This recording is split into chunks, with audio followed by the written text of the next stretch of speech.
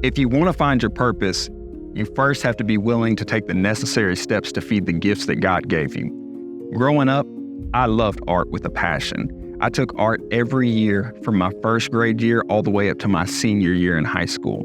I really thought that my passion, my purpose, was going to be rooted in art, painting, drawing, whatever the case may be. But see, in my senior year, what happened is I got to this place where art it wasn't fun anymore. I just didn't feel inspired anymore. I wasn't getting the ideas to draw new things, and it got boring. And what I really thought happened is I thought I just grew out of it. I thought maybe art was just a phase of my childhood, and it was something that was gonna pass. But really, what started to happen is I lost that spark that was associated with art. And because I lost that spark, it died out. I want you to think of passion just like you would a fire.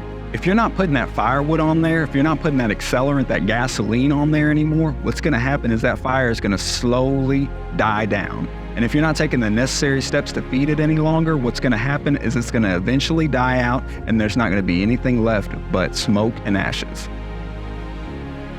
We see this same concept all the time in relationships. What happens is couples get together, they're in that puppy dog stage, everything's sweet, they're head over heels in love, the passion runs high, and they just love each other and they're inseparable. But what happens is the couple begins to get comfortable with each other. And when they get comfortable, they stop doing the necessary things to feed their relationship. And because they stop feeding that relationship, just like the fire, the flame starts to die down. Now, the same concept applies that I'm talking about with these God-given gifts. If they don't keep feeding that passion and that relationship and keep growing it, they're gonna break up. But see, most people just think they grew apart, like I did with the art. But in truth, what actually happens is they lost their passion and they didn't take the necessary steps to feed that fire anymore. Let me take you over here to two basketball legends. We have Michael Jordan, we have Allen Iverson. Michael Jordan, of course, was a 6-time championship. We have Allen Iverson, who was another really gifted basketball player. Both of these players were extremely gifted, otherwise they would have never made it to the NBA. Their success in the sport was determined by the level of passion that they held for the sport.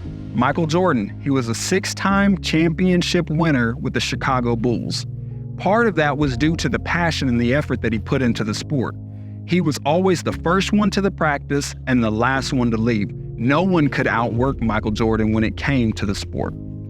Now let's take Allen Iverson. Again, very, very gifted in the sport. But what happened is he got to a certain place in the sport where he felt like he had reached his height. He felt like he couldn't grow anymore. Felt like he didn't need to grow anymore. And because of that, he stopped showing up to the practices. And because he stopped feeding his flame, his passion for the sport died down. And we can see that his career, the heights that he reached, the potential that he could have reached was never achieved because of it. This was the same thing that happened when it came to my art career. I loved art, but what I got to is I got to a place where I thought that God had gifted me with this, so I didn't need to feed it anymore.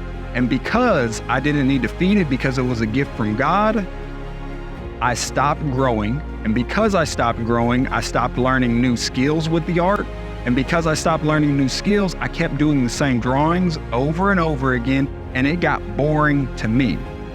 So the key here is, if you want to step into that purpose that God gave you, you have to take those gifts that God gave you.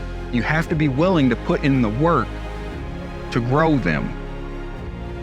By doing that, you grow into the purpose that He designed you for so that you can be of service and help someone else.